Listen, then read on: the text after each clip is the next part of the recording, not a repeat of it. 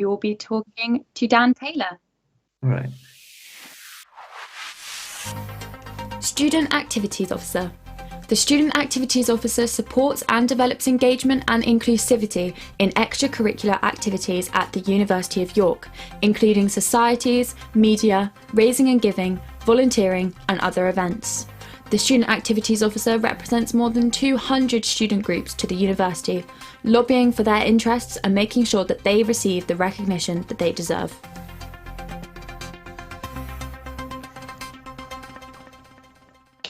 And with me today is Dan Taylor. Dan Taylor is a third-year philosophy student from Derwent, and he is running for Activities Officer.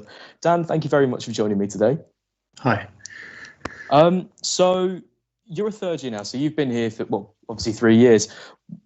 So you've seen SABs come and go, and you've seen what qualifies and what doesn't qualify as a good SAB. What qualifies you for this position?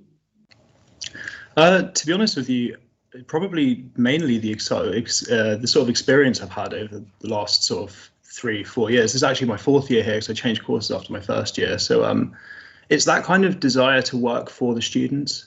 It's the desire to make sure that all of the things that you're doing are for the benefit of the students.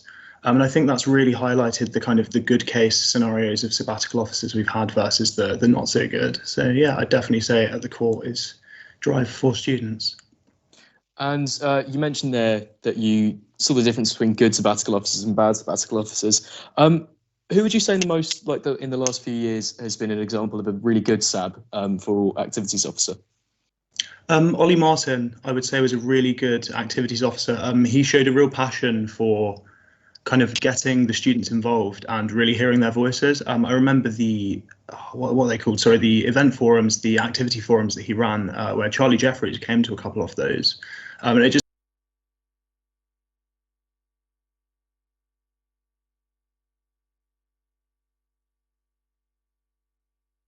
felt really good, valuable actually, being listened to by the guy who was the chancellor of the university, as well as a number of other stakeholders in these kind of activities. And on the other side of that, who would you say has been a bad example of an Activities Officer in the last few years? Without kind of sounding like I'm dragging anyone's names through the mud, obviously our last Activities Officer probably wasn't the best, given the eventful nature of leaving midway through their term and essentially leaving the other sabbatical officers to pick up the slack that was left. I want to move on to your manifesto. Now, one of the points here I thought was really interesting. It was the creation of a student group and employer network. How is this any different, really, from the current Careers Gateway on the uni's website? So currently we use Handshake, but just last year we used the Careers Gateway on the university's website. How would your idea sort of be any different from that? Yeah, so I'm really familiar with Handshake and the previous Careers Gateway. Basically, the way that they currently work is that the Student Internship Bureau or the Careers Department act as your go-between between you and a society. There's very little opportunity to really actually just contact the employers yourself and have proper conversations with them. Whilst a lot of the sort of features, as well as the workshops and the programs they do on that, are very, very useful.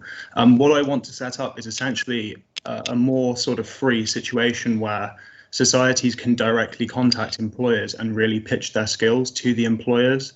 I was kind of inspired to do this because I was really fortunate that last summer I did an unpaid internship for the company that sponsors the lacrosse club. And I thought, you know, like that was really great for me, but I only got that because I was a member of the lacrosse club and I applied through that. And I want everyone to have these kinds of opportunities because that was a valuable experience that I got to have. And it's just not fair that that's not expanded to more people. So I want to sort of create a cohesive network where people can directly address employers and really find out exactly what it is that they're looking for. The second point in your manifesto is an online trading platform. You want to set up an online trading platform for all student groups, which include courses in mental health, events management, finance, and outreach. Where did that idea sort of come from?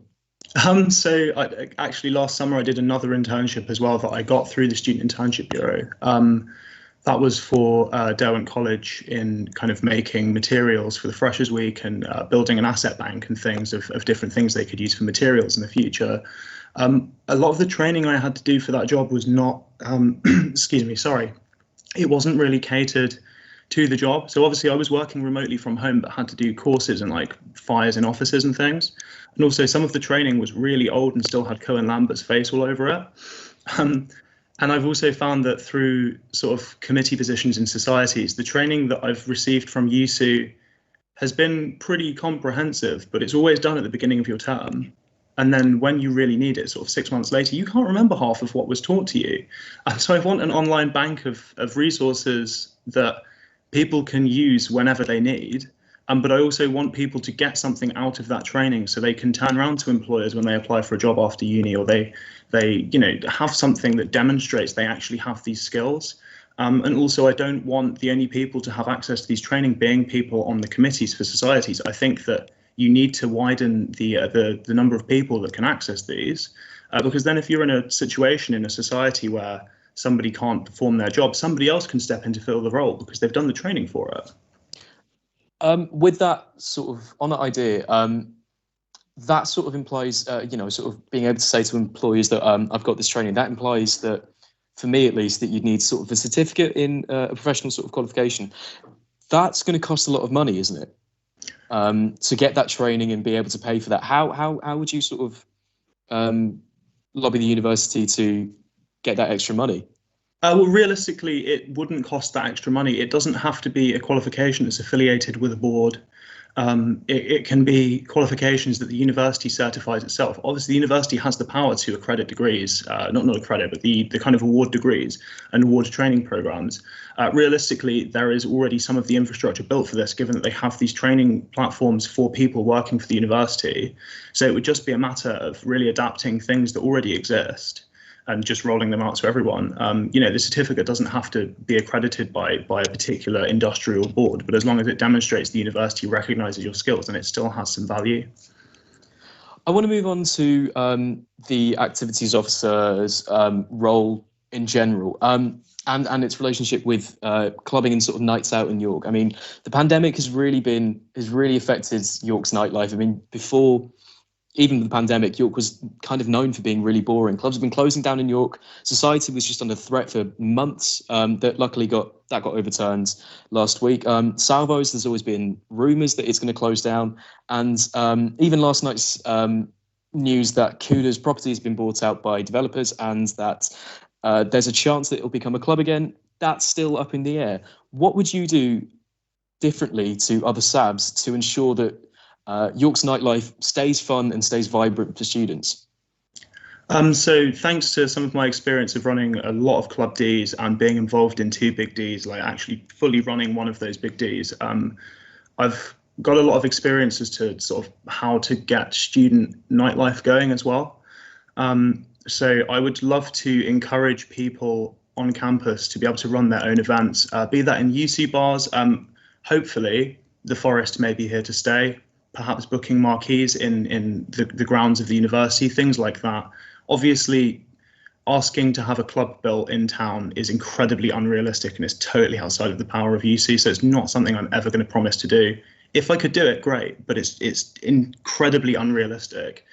So it would probably have to be focusing more on campus nightlife. Obviously, there are plans to build this sort of student hub with some sort of venues, but that's quite distant in terms of the time in which it will be built. So yeah, realistically, it would probably be heavily encouraging students to put on their own nights and giving them the toolkits and sort of empowerment to actually do these things without the risk of kind of financial risk and things like that.